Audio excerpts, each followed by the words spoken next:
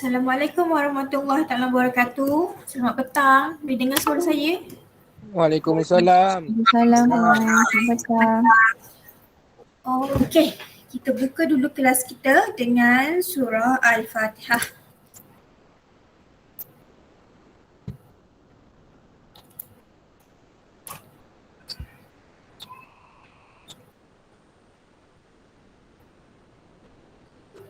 Amin amin ya rabbal alamin.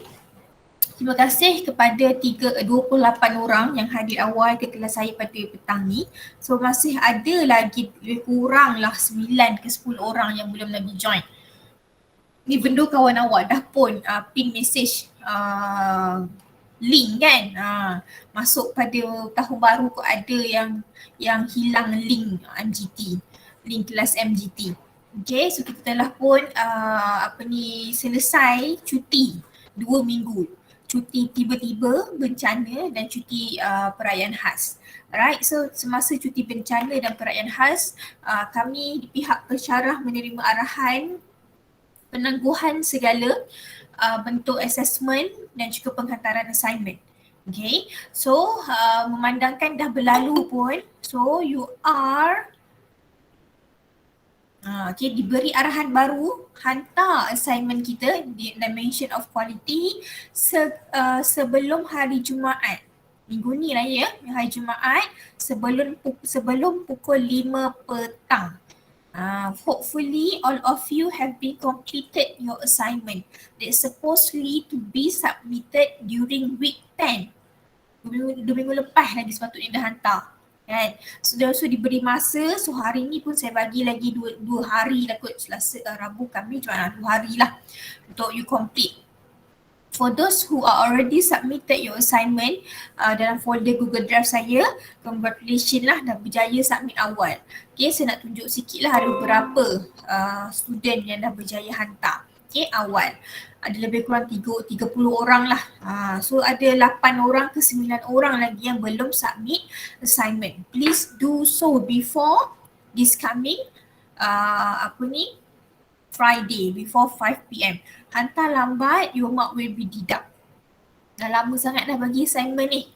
Okay, so insyaAllah minggu hadapan kita akan discuss tentang second assignment, which is grouping assignment and topic related to that assignment. Okay, so saya bagi masa sampai penghantaran assignment yang kedua adalah pada minggu terakhir sebelum study week. Ataupun kalau ada berlaku sedikit tekangan masa, kita boleh drag sampai ke study week lah. Kita tengok macam mana nanti. Tapi yang penting first assignment tu dah kena siap. Alright, boleh bila hantar assignment last kali? Bila? Jumaat ni. Jumaat. Jumaat. Siapa yang masuk kampus fasa 3? Ada ke dalam kelas saya ni? Fasa ketiga. Izati. Seorang lagi. Alia. Izati, Alia lagi. 2 orang je. Ada lagi. Ada lagi. Ya. Dah masuk ke akan masuk? Dah masuk. Dah masuk sebab ada yang hari Selasa semalam, ada yang baru masuk Rabu hari ni. So macam mana kehidupan di kampus, okey ke?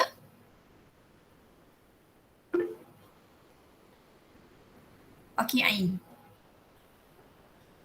Izati, macam mana kehidupan di kampus, okey ke? Okey je.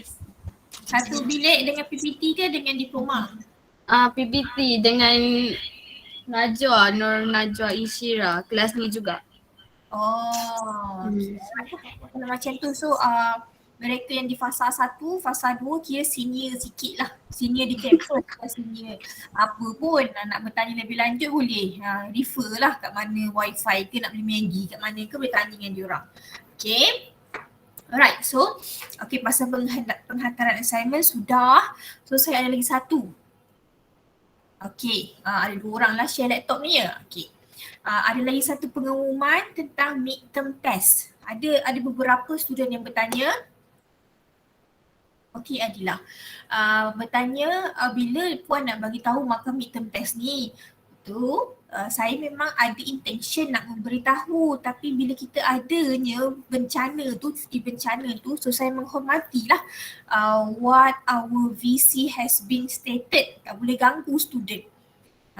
Okay, so sekarang ni boleh ganggu dah. Dah ada kelas dan sebagainya, so saya boleh nak release you all punya markah. Nak tahu ke tak markah? Nak. Wan. Putra, berapa Putra dapat agak-agak ni? Tinggi ke Puan? Tahu Dah Wan. Champion ke tak? Macam champion dalam badminton tu kan? Putra dah dapat dah ke duit? Saya tak tahu dapat ke tak. Tak check ke?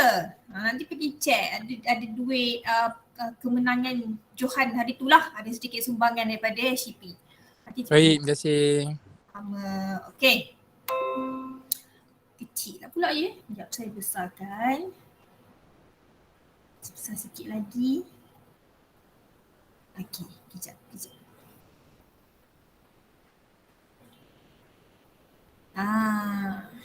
Okey lah. Kalau tengok bahagian merah-merah ni adalah yang dapat markah kurang daripada 50 lah. Sebab markah kita adalah total 100. Yang awak jawab soalan 50 soalan hari tu, total marknya adalah 100. Tetapi hanya 20% daripada 100 ini yang akan dibawa ke ataupun yang akan ditambah dengan markah-markah yang lain. Maksudnya begitu. Jangan pula kata pun saya punya midterm 190 kot, kenapa last saya dapat C. Mungkin awak punya performance dalam individual assignment dan awak punya group assignment awak tak betul-betul buat. Even though dapat markah midterm test punya tinggi, itu tak menjamin awak dapat A pun nanti. So itu sistem di university. Okay, meaning to say that all of assessment that have been given to you must be completed with excellent result lah. Tak semestinya satu-satu je, tak semestinya ada satu ni je yang you fokus. Assignment kena buat, kena perform, grouping assignment pun setiap SEM ada je nanti masalah. Puan si A tak buat kerja, Puan si B ni dah banyak kali kontak tapi tak bagi kerjasama. Saya tak nak dengar benda tu berulang pada semester ini. But if that issue have been arise again, so I need to take alternative way.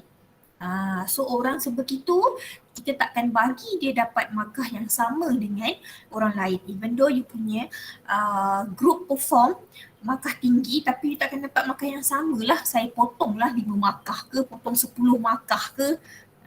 Nak sangat kan tak buat kerja kan. Bila dah ada orang komplain, kita ambil tindakan. Hopefully tak ada. Okay. Alright, so you boleh tengok dekat sini. Carilah nama masing-masing. Ni isi nama dia panjang ni. Saya drag dulu. Dah keluar nama dia. Ni adalah markah-markahnya lah. Putra. Ni markah Putra ya. Okay. Ami Haris. Ni markah dia. So Ami Haris adalah yang paling tinggi. Nice Domi. Nice Putra. Boleh kan aku? Okay. So kita ucapkan tahniah lah kepada Ami Haris. Okay. Hal lain boleh check. Siapa-siapa je yang saya kenal dalam ni ya. Tak ramai pun.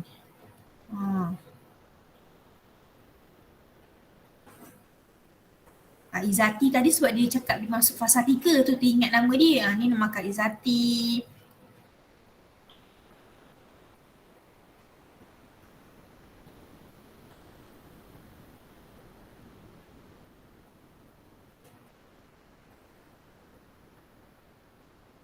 Umar pun not bad. Walaupun nampak je main badminton macam nak main ke tak nak main. Tapi dapat nombor 4 kan Umar kan? Mana Umar? Umar ke toilet jap, dia share dengan saya Puan. Dandan lah toilet pula.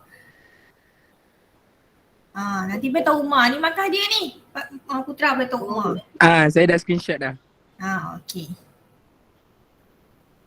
Ada tak yang tak nampak markah dia? Ada ke?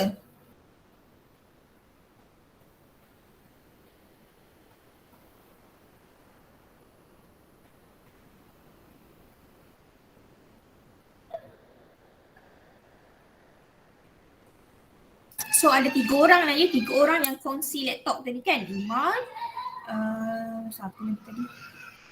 Puan Suhana. Wan Suhana dengan lagi satu. Dengan mana pun? Puan Fatin Amaya.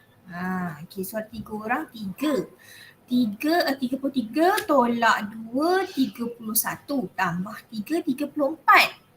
Ada missing lagi ni, 3 orang lebih kurang. Kalau kita tengok Najwa dengan Insyira kongsi laptop tak? Dengan Izzati. 3 orang kongsi laptop. Dua. Tambah lagi 2. Tambah lagi 2. So ada seorang lagi ke? Saya baca sikit. Ainul Humairah ada? Ainul Humairah. Okay. Ainul Mardiah. Okay. Atisha Balkis. Fatin Amaya kongsi tadi, okay tak apa. Intan Dayana. Intan Dayana.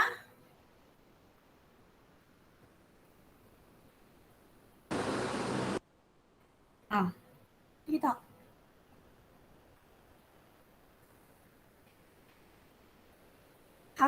Faiz. Okay. Putra ada, Amir Haris ada. Danny.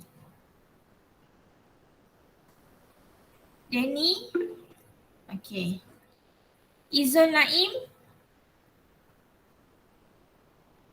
Izul. Ya, madam. Mushrif. Nabil. Fahmi. Nik Muhammad Fahmi. Ifazatul.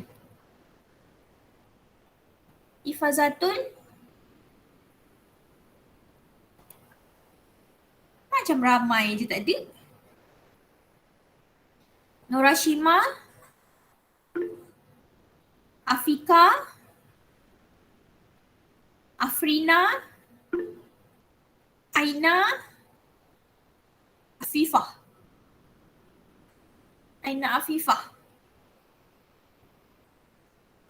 Aina tu Najwa.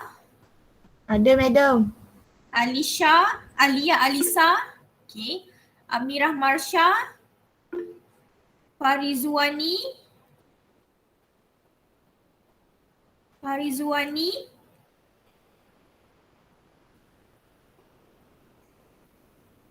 Izzati. Ada madam. Ifa tadi bangkat tangan. Izzati ada. Nisrina. Ada puan. Ain Farzana. Saya puan. Nuriana. Nur Najwa. Ada madam. Nur Kristina. Nurul Adila. Ada puan. Okay. Nurul Atikah Safira. Saya puan.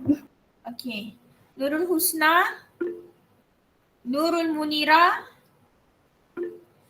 Nurul Syazwani. Siti Aisyah. Siti Nur Nabilah. Syamilah. Wan Suhana ada tadi. Intan mana? Intan. Okay. Fahmi.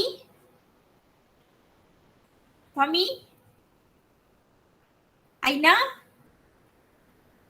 Farizwani. Tak ada. 3 3 orang tak ada Alright, so senarai markah uni pun telah di forward kepada kita punya coordinator. So hopefully nanti dia akan ambil, dia akan adakan satu program nak nak tengok you punya prestasi. Bukan MGT saja, Maths, CTU, ELC, UED. UED nak macam mana UED tak ada lah kot. So dia tengok pada benda yang ada assessment. Okay. So kepada mereka-mereka yang mendapat markah kurang daripada 50, my advice adalah untuk you struggle lebih kalau untuk assignment individual dan juga assignment grouping. Pada yang dah hantar assignment individual tak apalah. Okay, hopefully you do your best dalam individual tu pun. And another one tentang you punya grouping tu, make sure kalau you nak betul-betul dapatkan markah yang terbaik, buat elok-elok. Report dan juga presentation. Present betul-betul. Make sure that dia boleh grab saya punya attention lah untuk dapatkan markah yang lebih tinggi daripada orang lain. Okay, dah tahu you punya performance sekarang, jangan macam masih lagi duduk berdiam diri dan sebagainya. Okay, boleh Boleh? Boleh. Okay. So, hari ini kita akan tengok kepada 3 perkara, 3 subtopik masih lagi dalam chapter yang keempat. Okay, so the first one adalah barriers, communication barriers, how to overcome those barriers, and motivation. 3 perkara je hari ni, tak banyak benda pun. Okay, next week baru kita macam heavy sikit sebab kita nak masuk kepada second assignment. Okay, saya besarkan dulu saya punya slide ni. Ada ke dalam kelas saya yang rumah kena banjir? Ada ke? Ada madam, ada. Siapa? Nur Najwa Insyirah. Okay, lagi?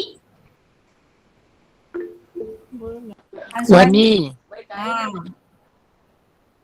Lagi? 2 orang je. 2 orang je lah ya. If I'm not mistaken, kalau ada student yang terlibat dengan ni lah, yang banjir ke COVID ke apa, kita ada yang UiTM ada sediakan sedikit dana nak bantulah. Okay, nanti saya akan forward pada Puan Zarina. Jadi kalau you ada bantu Puan Zarina, tak apalah. Kalau yang mana belum bagi tahu tu, saya akan bagi tahulah supaya dia boleh salurkan nama-nama you pada HEP. Alright. So, alright, sekarang ni kita nak tengok kepada kita punya subtopik, iaitu communication barrier. Last 2 weeks kita dah discuss pasal communication. Kita ada informal communication, kita ada formal communication, kita ada horizontal communication, vertical, kita ada gossiping, kita ada grapevine punya communication dan sebagainya. So sekarang ni kita kena determine apakah dia punya halangan kalau kita melakukan, semasa kita melakukan communication. Sekejap. Saya terminimize. Okay. Right. So the first one, barriers yang pertama yang selalu sangat terjadi adalah poor listening. Dia present, dia exist depan mata kita, tetapi dia terganggu fokus dia. Dia tak dengar. Pernah terjadi tak dekat you all lah, bila you bercakap dengan kawan tapi dia tengah tengok handphone ke, dia tengah tengok orang lalu ke, so bila you bercakap dia tak dengar, lepas tu dia akan cakap, apa tadi cakap apa ya? So dia mengalami poor listening. Begitu juga bukan kita saja, dalam kita punya organisasi, manager dengan employee pun kadang-kadang berlaku benda ni. The first one sebab adanya distraction from persekitaran. Okay. So saya pernah juga mengalami pengalaman yang sebegitu. Bila kita bercakap dengan orang, walaupun dia ada depan mata kita tapi tak dengar. Okay, sebab dia main handphone, dia duduk baca something lah, apalah. So dia tak boleh, mungkin dia adalah seorang yang tak boleh fokus kepada 2 perkara. Nak dengar lagi, kiranya mata dia nak bekerja, telinga dia nak bekerja, dia tak boleh. Okay, so bila orang tu ada poor listening, apa yang kita sampaikan kepada dia tu memang dia tak akan faham, dia tak akan dapat. Okay. The second one adalah semantic problem. Semantic ini bermaksud words yang kita guna pakai. Ada orang menggunakan words yang berlainan tetapi maksud dia sama sebenarnya. Macam kita dekat Malaysia ni lah, there is a lot of slang. Pantai Timur, ada belah utaranya, lepas tu belah Negeri Sembilannya. So dia menyampaikan maksud yang sama tapi word yang mereka guna tu berlainan. Okay, contoh kalau you pergi kat belah utara kan, ni pengalaman saya sebab saya tak pernah study ataupun stay dekat utara. Okay. Dan bila berkahwin baru saya stay ke belah sana lah. Tapi itulah mengalami sedikit inilah semantic problem ni. Bila kita berkomunikasi dia kata lapar ayak. Saya kata dah kenapa pula lapar makanlah, kenapa nak minum lapar ayak. Rupanya dia dah harga. Dia kata nak pi beli kasut. Dah lah dia balik dia beli sandal. Saya kata mana kasut? Kat ni lah kasut. Bagi mereka kasut tu semua benda yang berada kat kaki semua kasut. Lagi satu roti. Nak makan roti tapi dia makan biskut. So mana rotinya? Roti ke biskut ke semua roti. Dia kalau kita dah faham benda lain lah kan. So bagi mereka dia membawa maksud yang sama je. Kita je yang tak faham. So bila kita berada di kawasan yang berlainan dengan budaya kita, kita kena fahamlah apa yang mereka culture diorang tu. Penggunaan words yang berlainan. Kalau you all lebih kepada belah-belah Perak, nak ke KL ni semua tak ada lah slang ataupun logat ke apa tu kan. Okay. So orang yang certain words may be interpreted differently by different people because of individual past experience, background, attitude, perception. Kalau kita jumpa dengan makcik-makcik yang berada di kawasan rural area, waktu mula-mula COVID menyerang bumi, macam bobo galaksi menyerang bumi kan. So kerajaan kata kena ada social distance 1 meter. Kalau kita beritahu dekat nenek yang ada kat kampung-kampung kan, dia kata nenek tak boleh dekat, social distance 1 meter. Adakah nenek kita akan faham tentang social distance tu? Faham ke tak? Rasa-rasa?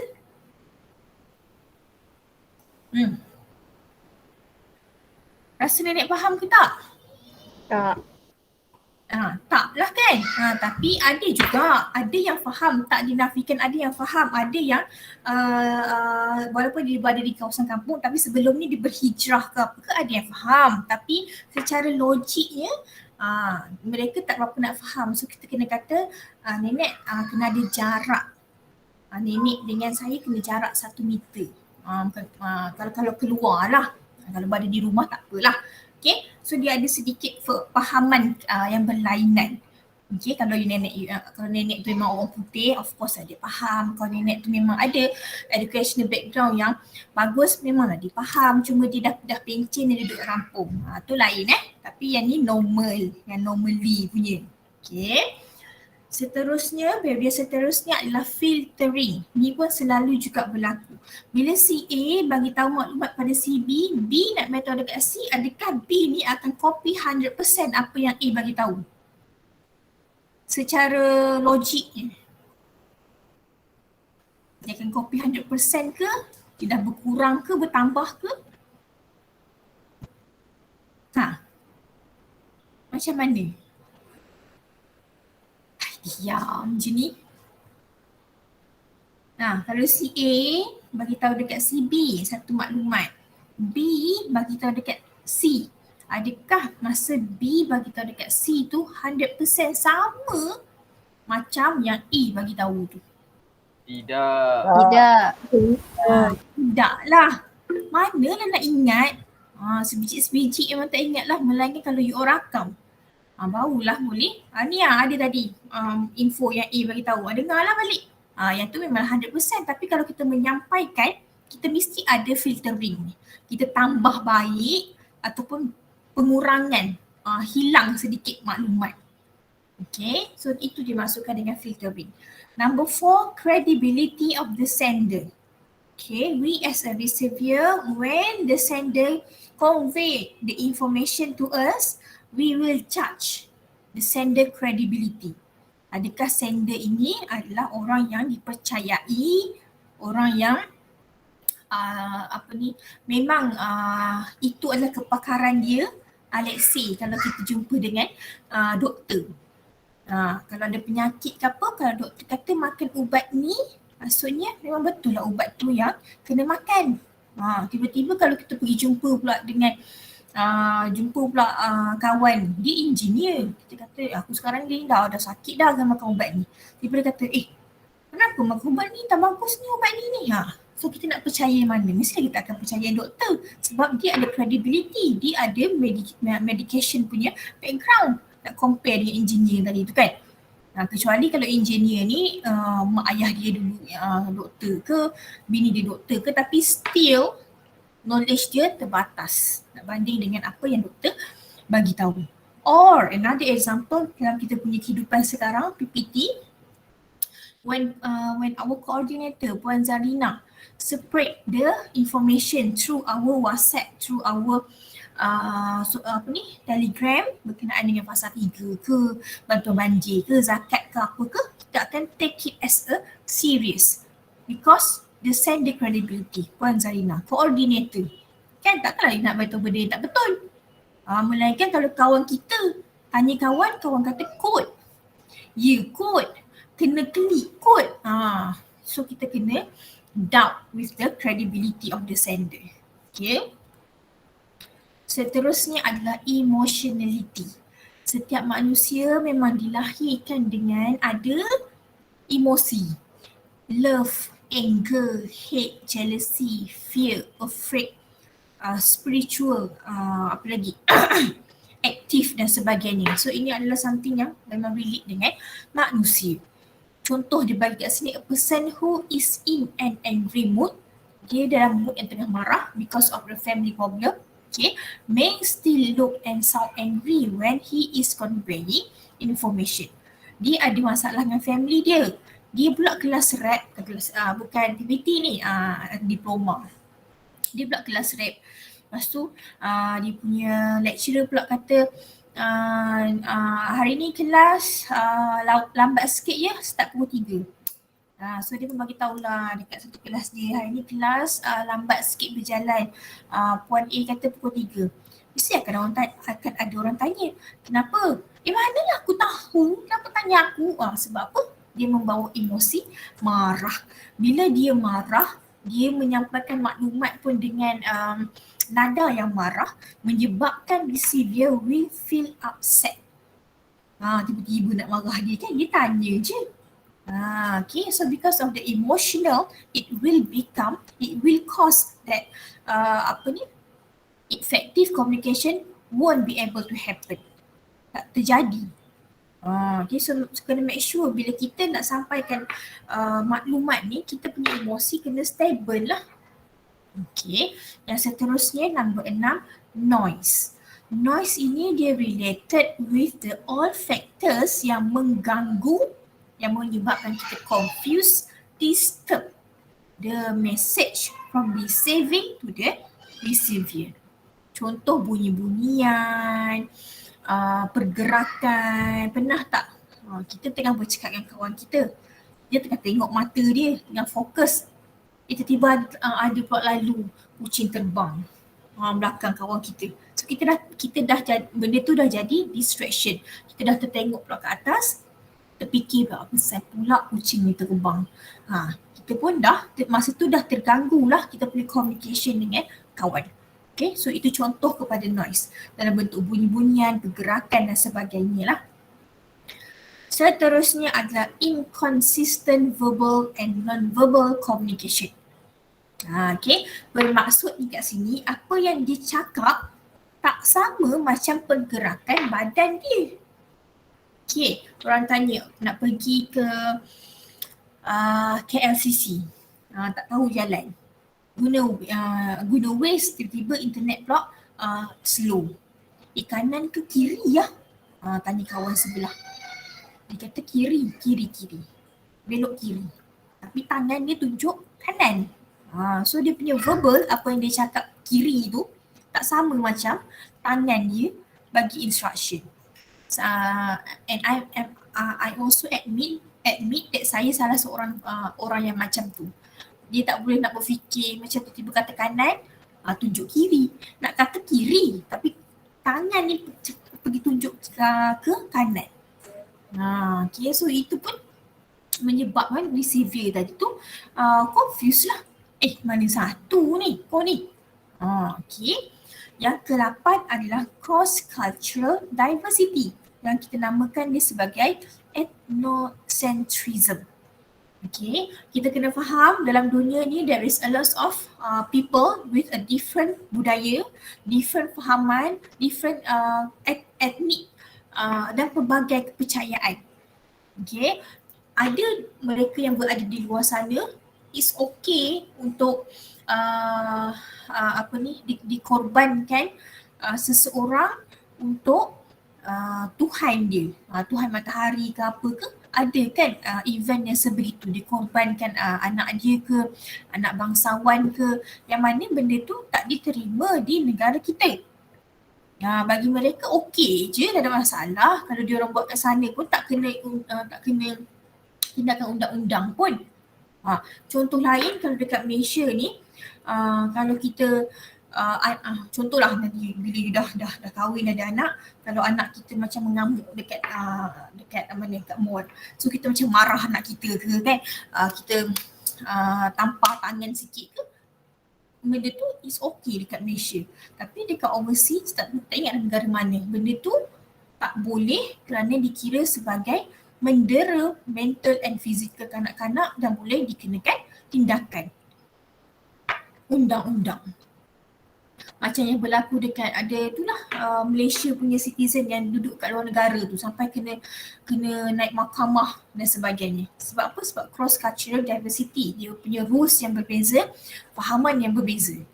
Macam itulah dia akan efek kepada communication.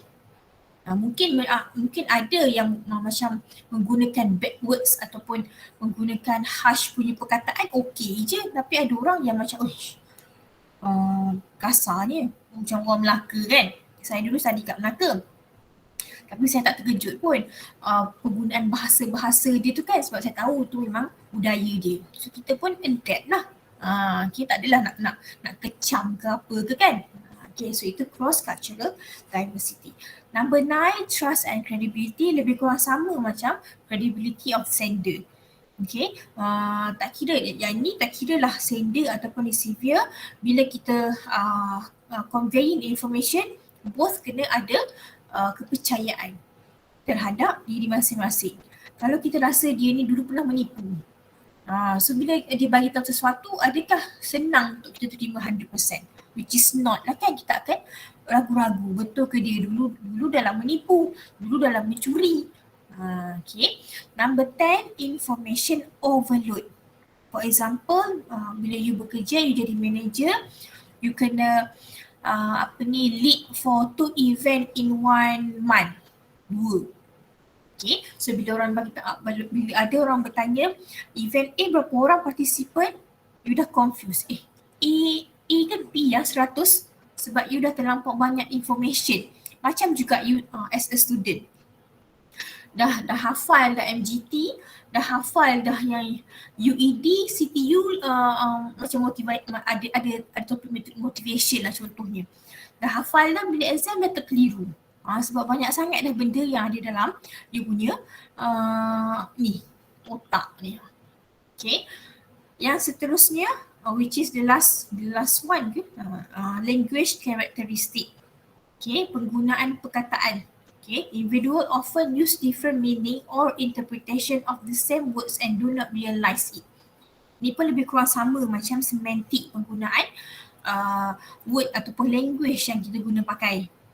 Tak payah pergi jauh lah English dengan Malay pun kan. Malay sendiri pun ada Malay baku, ada Malay yang pasar. Sama juga macam English. Dia pun ada juga. Penggunaan perkataan-perkataan tu pun kadang-kadang kita tak faham. Walhal dia menggunakan maksud yang sama. Contoh kalau kita kata love. Sinonim kepada love apa? Apa sinonim kepada love? Cepat. Like. Apa Meh? Like. Amir kata like ke tadi? Ya. Ya, saya pun fikir benda yang sama. Like. Love, like. Benda yang sama lah. Okay, tapi words yang berbeza. Language yang berbeza. Dalam bahasa Melayunya, cinta, kasih sayang. Cinta, kasih sayang sama maksud. Tapi bila kita translate dalam bahasa English, lain. Penggunaan words dan sebutan dia lah. Okay, ada lagi. Gender differences. Masya Allah, differences.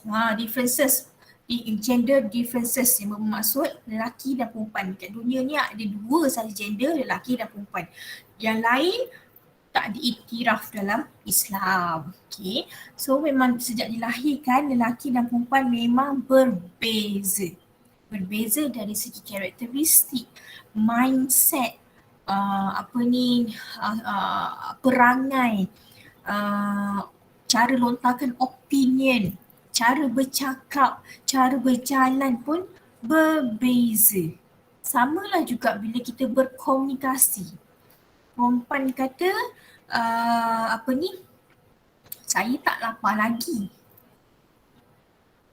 Rasa-rasanya kalau lelaki yang menginterpretasikan perkataan saya tak lapar lagi, lelaki akan kata, tak lapar lagi dan tak nak makan lah. So kalau tak nak makan, tak bawa lah pergi kedai. Tapi bagi perempuan mungkinlah dia kata tak lapar lagi tu bermaksud lapar separuh, tak lapar separuh. Kalau nak bagi makan boleh je. Dia double meaning. Macam tu lah. Bila you dah kahwin nanti lagi lah. I bukan cakap macam ni, I maksudkan macam ni. Selalunya orang perempuan ni orang kata complicated. Tapi sebenarnya bukan complicated. Kan, lelaki yang tak faham apa yang kita sampaikan. Mungkinlah yang bercinta ni mana nak tahu. Sekarang tengah manis-manis, nanti dah kahwin nanti rasakan. Okay, ingat apa yang saya cakap je lah. Alright, so another one which is the last one, ada factors lah termasuk time pressure. Masa you nak convey the information tu, you macam tengah rush. Je Putra pun kena dengar juga. Dia masa tu dia tengah rush. So bila dia rush, ada beberapa poin yang dia tertinggal. Okay, sebab tu penting bila kita nak sampaikan communication ni, kena macam relax. Okay, physical distraction pun ada, gesture tadi tu, different perception pun boleh memainkan peranan kepada barriers to effective communication dan sebagainya lah. Okay, and now bila kita dah study about the 13 tadi tu, 13 tapi bukan itu saja sebenarnya distraction ataupun barriers, ada banyak lagi.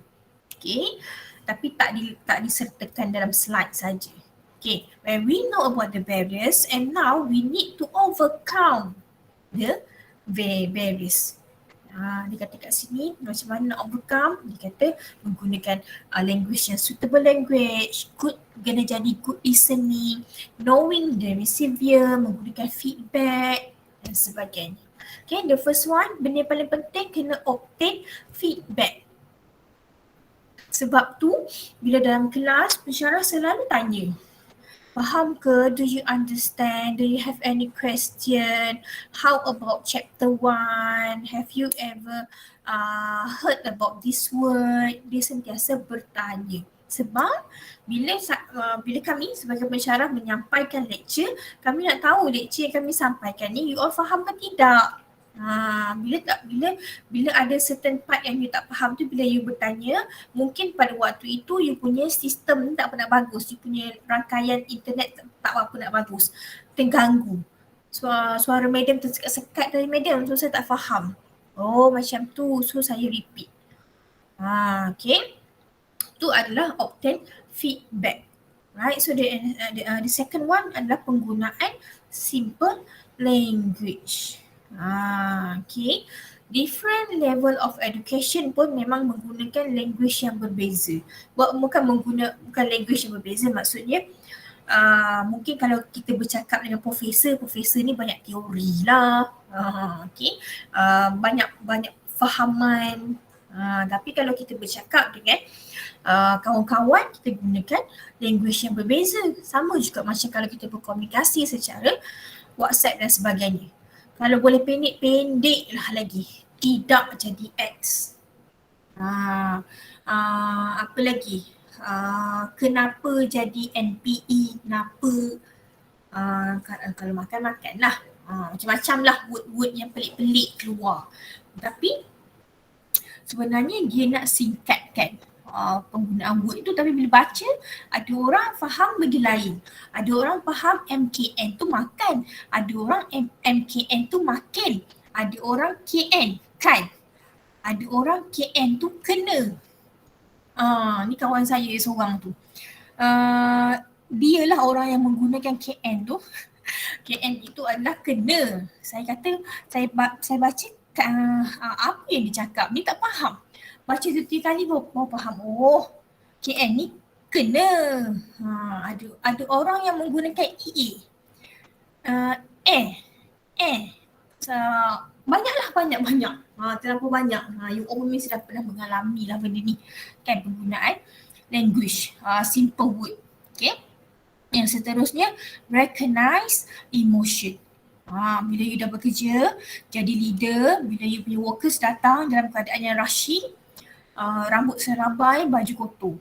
Adakah is it a suitable situation ataupun a suitable time for you to convey the bad news to him? Boleh ke bagi tahu? No. No, tak sesuai. Mungkinlah tadi dia accident motor tapi tak injured mana-mana pun. So takkan kita nak bagi tahu bad news terus dekat dia. So take time, tengok dulu emosi, be severe tu. Kalau berita yang gembira, okey lah. Biasanya orang kalau berita sedih ni yang macam pahit untuk diterima walaupun benar. Okay. Another one, do not make on conclusion. Do not jump into the conclusion terus. Kalau lah bila you dah bekerja, akan ada satu term, politik tempat kerja. Group A tak kenal dengan group B tapi kena bekerjasama dalam satu event. So as a manager, bila ada mereka yang complain, you kena dengar from the both side. You tak boleh lah macam kumpulan B yang salah ni, kumpulan B ni dah selalu lambat apalah. You make your own conclusion. Tak boleh. You kena dengar the both side. Dengar dia punya reason, dengar dia punya masalah, and barulah you boleh make your own decision. Okay. Seterusnya kena avoid noise pula, kena avoid noise tadi tu. Contoh paling dekat adalah bila kita telefon. Okay. Kadang-kadang telefon kalau tak berapa nak ada line, dia dengar macam jauh sangat.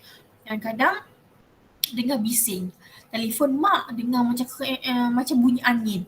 Mak kat mana ni? Hujan lebat ke? Kat luar ke apa? Tak ada lah, mak tak ada pagi kipas.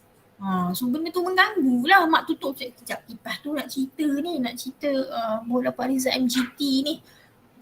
So kita kena avoid lah benda-benda yang berbunyi-bunyi tu. Okay. Seterusnya, understand verbal and non-verbal communication. So when the sender convey the information, kita kena tengok muka dia tu. Individual facial expression. Kita tengok dari segi pakaian dia tadi kan, saya kata foto ke apa ke, posture, gesture, semua kita kena ambil tahu. Sebab itu adalah macam penguat kepada apa yang dia nak cerita tu. Pernah nampak tak kalau orang tu macam bersungguh-sungguh bercerita, tangan dia, kepala dia, badan dia semua bergerak. Okay. Yang seterusnya, create openness, rational and trust. Okay. Bila orang ada masalah, bila orang cari kita untuk ceritakan masalah, bermaksud orang tu selesa dengan kita. So as a manager pun kita kena create an openness atmosphere. Kita kena berfikiran terbuka, terima dulu apa yang dia nak cakap. Kena fikir secara rasional. Apa jadi kalau tiba-tiba orang datang pada kita kata, lah, salah kau lah. Dah kenapa kau buat macam tu? Tobat lahum lepas ni, bukan tu tak cerita apa-apa dah kat kita. Ada orang, they don't need judgement. Tak perlu nak judge. Dia hanya memerlukan orang untuk mendengar. It's very it's normal to be to be orang yang mendengar. Tapi sangat kurang orang yang yang become a listener. Beza dia macam yang dengar ni, dia dengar je lah, dengar. Tapi a listener, dia fokus. Dia dengar, dia fikir, tapi at the same time dia tak bagi feedback lagi. Okay. Alright. So habis dah tentang barriers, habis dah the way we want to overcome the barriers. Boleh ke? Dah jadi 30 orang dah.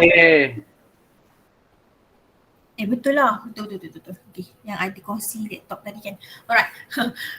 Kalau boleh, berikan saya 4 contoh communication barriers. Poor listening. Yes, poor listening lagi. Tak mau dah Atikah orang yang pula. Semantic problem. Yes, semantic problem. Lagi? Noise. Yes, noise. Lagi? Filtering. Filtering. Okay, cukup 4. Soalan seterusnya diharamkan kepada 4 orang tadi tu daripada menjawab. What is the strategies for us to overcome the barriers? 3. Bagi saya 3. How to overcome the barriers. Communication barriers. 3 je saya nak.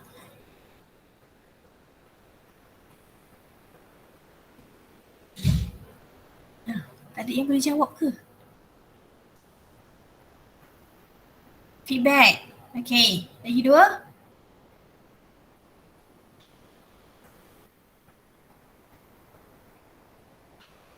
Lagi 2.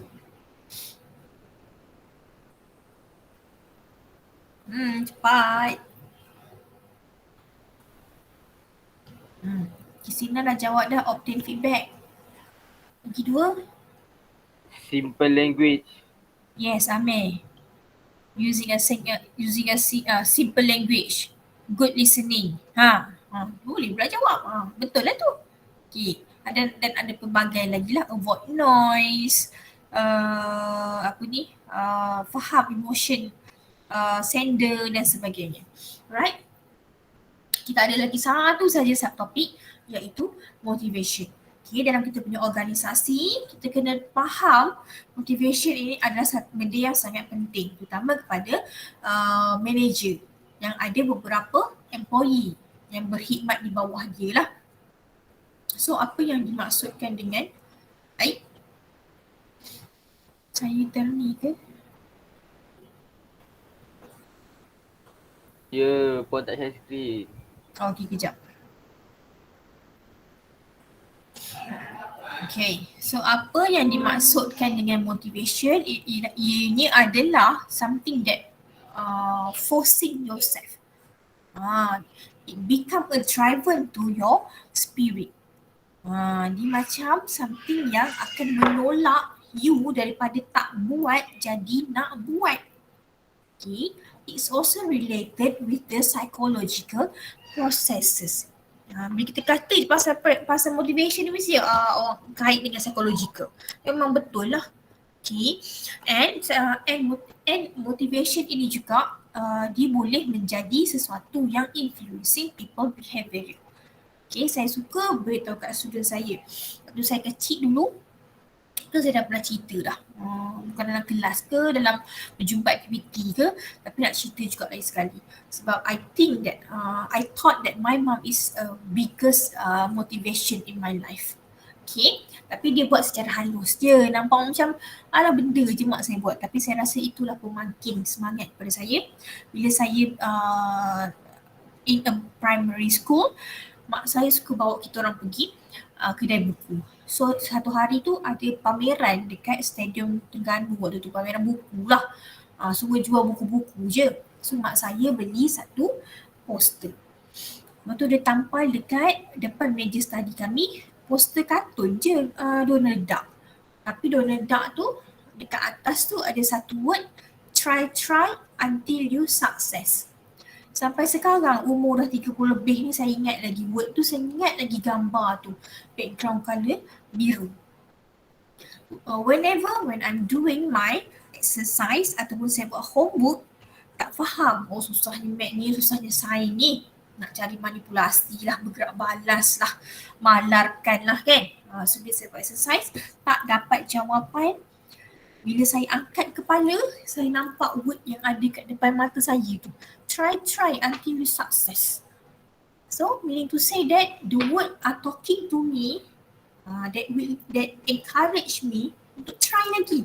Tak dapat jawapan, buatlah lagi sampai dapat. Tak tahu word English ni, ambil dictionary. Dulu kita orang tak ada pun dictionary yang boleh bercakap ke, Google Translate semua tak ada. Kena cari dalam dictionary hak tebal-tebal dalam tu. Saya ada yang besar, saya ada yang kecil. Bila dapat guna dictionary tu kan, dulu tak pandai. Bila dah pandai guna dictionary, seronok sangat. Okay, tu side lain. Nak kata pasal motivation tadi tu. And I'm sure that all of you pun akan ada something that will drive yourself to become a better person. Tak kisahlah apa-apa saja. Bila you teringat je, you akan macam terinspirasi untuk lebih berjaya. Alright, so dalam motivation ni ada beberapa model ataupun ada beberapa teori yang kita perlu tahu so that kita lebih faham tentang behavioral, kita lebih faham kepada human characteristic. Okay, the first one, human resources model, which has been associated with the Douglas McGregor, consists of theory X and also theory Y. Theory X ini adalah orang yang tak suka bekerja. Ini kita bercakap sekarang ni dalam konteks organisasi tempat kita bekerja. Okay, kena faham dekat sesebuah organisasi mesti ada orang yang tak suka pergi kerja sebenarnya. Teori Y, ada orang yang seronok dapat pergi kerja, seronok dapat hadir ke office, seronok. Kalau tak dapat pergi kerja tu dia rasa macam something wrong lah. So dia suka bekerja. Itu teori X dengan teori Y. Okay, so kita study. Kenapa ada orang yang tergolong dalam teori X ni? Okay, dia kata orang ini adalah people need close supervision. So orang yang tak suka pergi bekerja ni selalunya orang ini adalah yang tak boleh nak bekerja secara independent. They need for close supervision. Nak kena ada orang tanya dia, follow up dengan dia. Tak tahu satu soal, tak tahu tentang benda ni, tak boleh dah stuck dah, tak boleh buat, dah kena go dah, macam tu lah. Okay, will avoid work when possible. Tak boleh, bila ada je macam nak buat event ke apa ke, ada ahli jawatan kuasa jadi AJK ke apa, tak nak buat. Avoid responsibility pun sama jugalah, tak nak.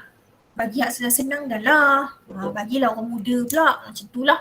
Biasa tempat kerja yang ada senior-senior tu dia akan guna perkataan macam tu lah, bagilah yang muda. Okay, and that they desire only money. Datang pukul 8, balik pukul 5, setiap bulan, hujung bulan dapat gaji. Itu je yang diorang fikir. Kalau begitulah, saya rasa lah kalau begitulah fahamannya kalau terhadap pensyarah ni 8 sampai 5, kalau ada student yang tanya pukul 7 ke, pukul 8 ke, ignore. Jawablah esok pagi, tunggulah you all. Okay, kalau lah pensyarah tu memang bekerja untuk duit saja, tak boleh nak ganggu dia. Hari minggu pun tak boleh, ada event ke apa tak boleh attend. Tapi Alhamdulillah pensyarah kat UiTM ni semuanya baik-baik tau. Bekerja pun tak kira masa. Weekend pun ada yang bekerja. People must be pushed to perform.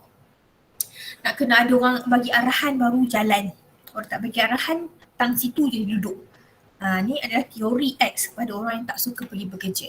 Teori Y pula adalah orang yang suka pergi bekerja tadi tu. So bila they love to work, people in this theory adalah orang yang boleh bekerja secara independent. Bila you dah bekerja nanti, you nak minta kerja dekat job street ke apa ke, mesti akan ada ciri-ciri yang you letakkan, I'm able to work independent.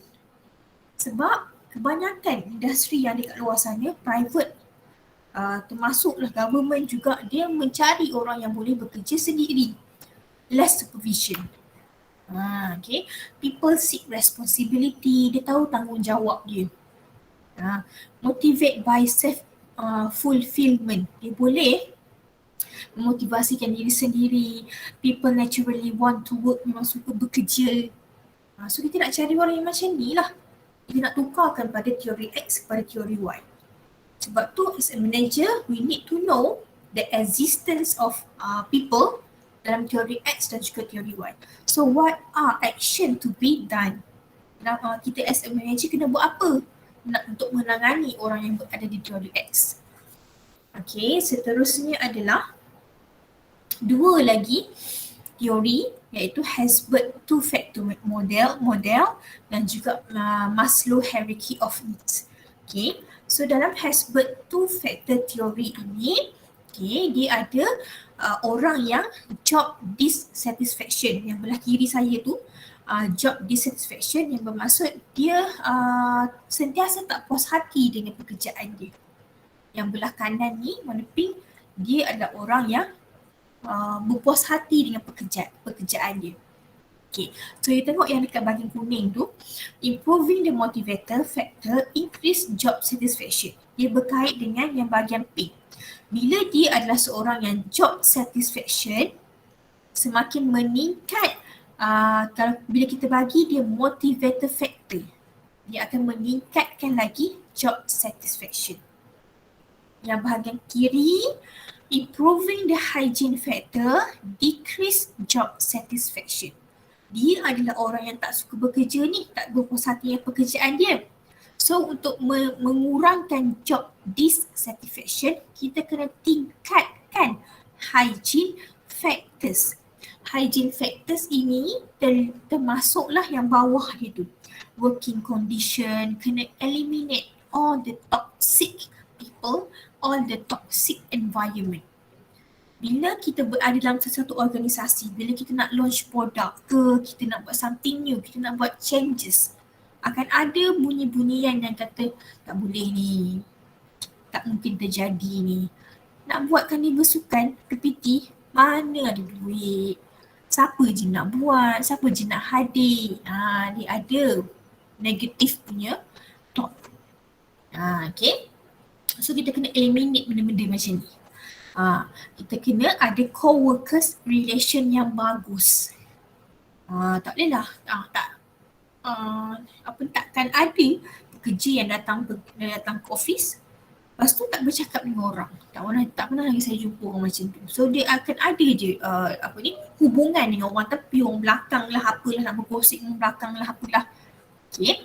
Policies and rules. Dia kena faham apa benda peraturan yang ada dalam pejabat. Tak boleh merokok dalam pejabat. Contohlah. Apa lagi, supervisor quality, dia kena ada ketua yang sangat-sangat bagus untuk drive themselves together with others employee. Base wage salary. Dekat Malaysia, gaji minimum adalah 1,200. Okay, so kalau you lepas ni dapat gaji yang kurang pada 1,200, you boleh report kepada tenaga buruh. Sebab you dapat gaji yang kurang daripada minimum gaji. Okay. The last theory adalah Maslow hierarchy of needs. Dia adalah dalam bentuk piramid. Yang bahagian bawah sekali, kalau you tengok, dia paling lebar. Sebab dia adalah psychological needs, benda asas yang manusia perlukan. Yang ke atas sekali tu self-actualization needs, you tengok kecil je dia. Sebab tak ramai orang capai kepada keperluan yang paling tinggi tu. Kita akan tengok satu persatu. Psychological needs ini, macam saya kata tadi, dia ada kat bawah. Base dia besar sebab dia adalah keperluan asas manusia. We need for food, water, air and shelter. Tak ada benda ni, manusia boleh mati. Manusia boleh bertahan 3 minggu without food. seminggu without food. Water 3 days, 3 hari sahaja. Air lagi lah. Kalau tak ada udara, nak bernafas macam mana? Kan? So benda ni benda yang keperluan asas. Dalam kita punya organisasi, keperluan asas ni dalam syarikat adalah working condition yang comfortable lah. Dapat basic salary yang bagus, 1,200 ke atas. Kita punya condition pun nak berada di office pun okey, tak ada pencemaran, tak ada benda yang menyakitkan mata. So comfortable kita untuk berada di office. Right. Yang kedua adalah security needs. Bila kita dah fulfill our first need, our psychological need, keperluan asas, the second level adalah security, kehendak kepada keselamatan. Safe physical and emotional environment. Ada ke orang yang sanggup pergi bekerja walhal kat tempat kerja dia tu ada kes bunuh? Nak pergi ke Amirah Marsha? Amirah Marsha nak pergi ke tempat pekerjaannya sebegitu. Ada kes bunuh Amirah? Amirah tak ada. Nak pergi? Nak ke tak nak? Ya. Amirah, saya cakap kalau lah tempat kerja awak tu ada kes bunuh, awak nak kerja kat situ ke? Tak nak. Mestilah tak nak. Sebab security needs. Tak ada keselamatan. So, pastikan tempat kerja yang kita ada tu adalah tempat kerja yang selamat. Even though you are driving to your office, perjalanan you tu adalah perjalanan yang selamat. Tak adalah kena lalu tempat-tempat yang scary ke apa kan. Okay. Seterusnya adalah affiliation needs ataupun social needs. Keperluan asas dah dipenuhi, keperluan kepada keselamatan. Yang kedua, yang ketiga adalah perhubungan, affiliation. Need for friendship, love, feeling of belongings. Bila kita berada di office, kita nak ada hubungan yang baik dengan rakan-rakan sekerja. Hubungan yang baik dengan bos, dengan cleaner pun. Even though cleaner tu adalah low level management ataupun dia adalah orang yang tidak terlibat dalam tidak terlibat dalam pembuat decision making lah, orang bawah. Tapi dia penting. Kalau kita tak ada hubungan yang baik dengan cleaner, dia pun tak nak bersihkan kawasan office kita. Tak nak ambil lah sampah dekat dia tu, asyik I kena marah je. Kotor lah tempat kita. Kita nak buat sendiri malah. So hubungan baik antara colleagues, tak kira lah different level of management pun kena bagus. Okay. Dan seterusnya adalah esteem need yang berbentuk need for personal feeling or achievement and self-worth by recognition, respect, prestige dan sebagainya. Bila kita buat something, kita berjaya buat something dalam kita punya company, kita nak sesuatu yang penghargaan. Okay, dapat reward ke, dapat bonus ke, puji-pujian ke, dapat sijil ke, seronok dah. So kita bila berada dalam organisasi, ketua kena memainkan peranan, nampak potensi dalam seseorang pekerja, hargailah dia. Esteem needs ini. Contoh dalam akademik, dalam as academician. So kita akan rasa macam sangat-sangat berpuas hati bila kita dapat PhD, the highest level of education. Dah seronok lah tu, dah rasa macam pencapaian semua hidup lah, dapat habiskan PhD. Okay, last but not least adalah self-actualization needs yang berada di top, yang atas sekali. Self-actualization needs ni tak semua orang boleh achieve. Contoh yang saya kata tadi tu, PhD, dapat PhD, self-esteem. Ramai je orang dapat PhD. Tapi tak ramai yang sampai ke prof. Dapat pangkat jadi Profesor VK7. So bila dah capai pada self-actualization ini, dia dah tak ada apa dah nak achieve. So bila dalam kita punya organisasi, ketua akan nampak Masih ingat ke ciri-ciri manager skill ada 3 tu kan? Ada technical, ada human dan conceptual. So dia kena jadi yang conceptual, dia nampak semuanya. Kelemahan dan kekurangan employee. Dia nampak, dia kena encourage, bagi lagi motivasi kepada dia punya employee untuk lebih berjaya. Ada je orang yang bekerja di industri tapi ada pangkat doktor, ada pangkat surveyor SR, ada pangkat TS, technologist, ada IR dan sebagainya. Okay, so we need to say that dalam organisasi, we as a leader need to motivate kita punya employee kalau menggunakan 3 teori tadi tu. Human resource model, Herzberg dengan Maslow hierarchy. Ni lah benda yang sama je lah ni. Ulang balik je. Boleh ke? Faham tak tentang motivation tadi tu?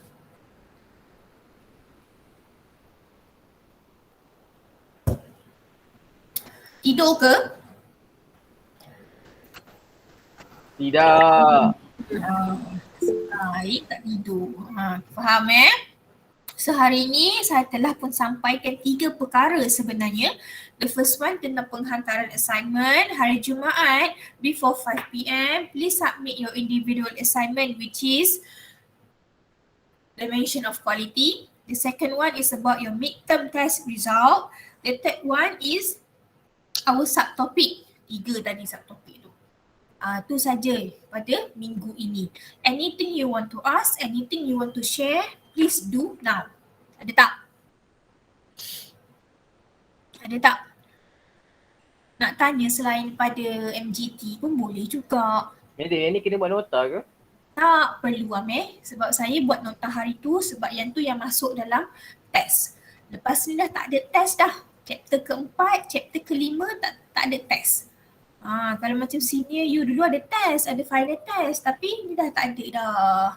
Sekat tu je dah test awak, satu test tu je. So yang chapter yang keempat, kelima ni lebih kepada assignment. Minggu depan kita akan discuss chapter yang kelima that have related to your group assignment lah. Lagi? Apa nak ditanya? Madam, yang keputusan tadi tu ada simpan ke apa? Ya, saya simpan sebab nanti saya kena masukkan dalam sistem. At the end of our semester, semua yang punya markah midterm test, punya individual assignment, grouping assignment, video presentation assignment, grouping juga. 4 perkara ni saya kena key in dalam sistem ERES. So nanti dia akan baca you punya grade, nanti you dah akan dapatlah result you. Kalau saya tak key in, tak dapatlah markah you nanti. Let's say kalau lepas ni Amir nak tanya, tak ingatlah madam saya dapat berapa lah, boleh lah tanya. Simpan je. Baik, madam. Alright, ada lagi? Madam, Ya, Tika. boleh tengok nama saya dah hantar ke tak assignment tu? Oh, assignment, ya.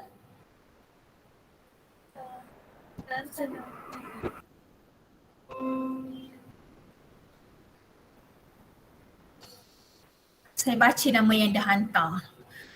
Fardizuani. Ni yang saya kata ni, kalau hantar assignment, letak nama penuh.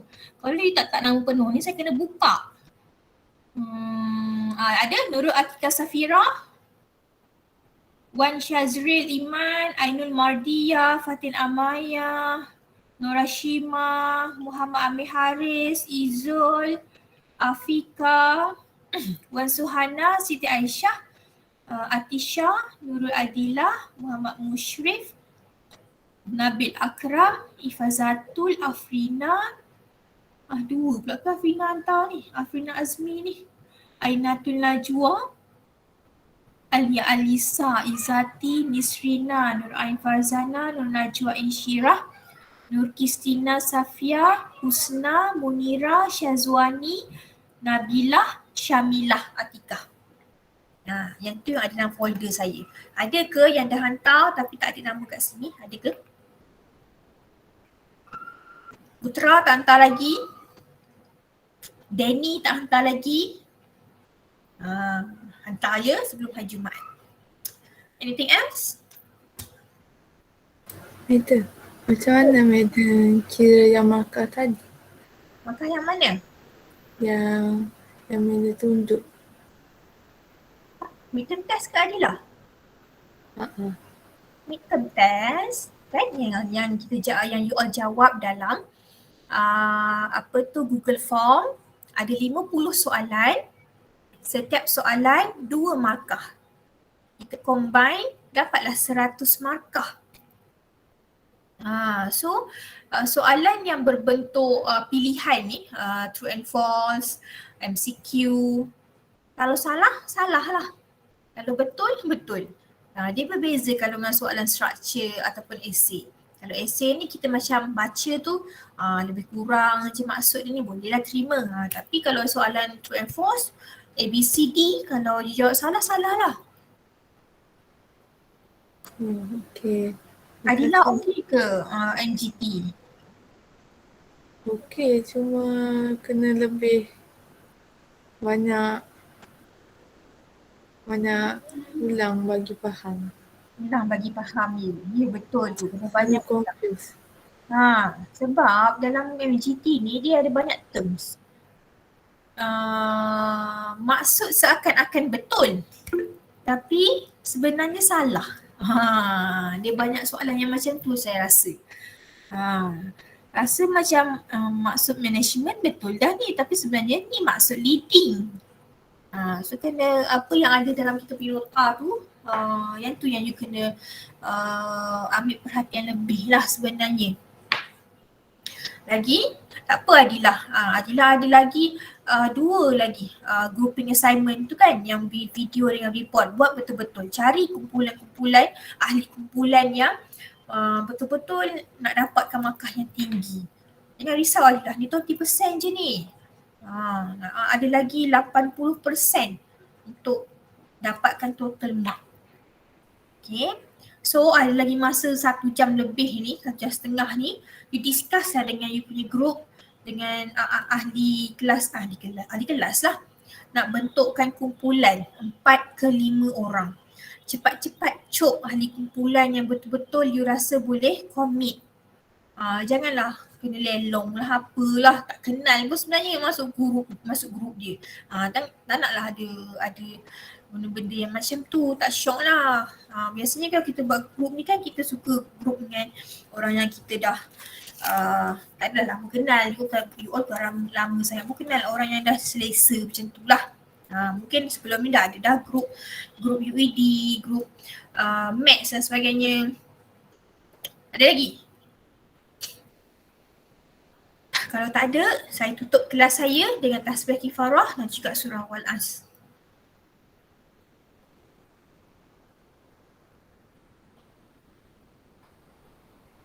Amin amin ya rabbal alamin. Jaga diri baik-baik yang berada di rumah maupun yang berada di kolej. Sebarang persoalan boleh tanya kepada saya, Puan Zarina dan juga Puan Sri. Terima kasih hadir ke kelas saya pada petang ini. Assalamualaikum warahmatullahi wabarakatuh. Waalaikumsalam. Waalaikumsalam. Welcome. Thank you, madam. Welcome. Madam. Thank you, madam. Welcome.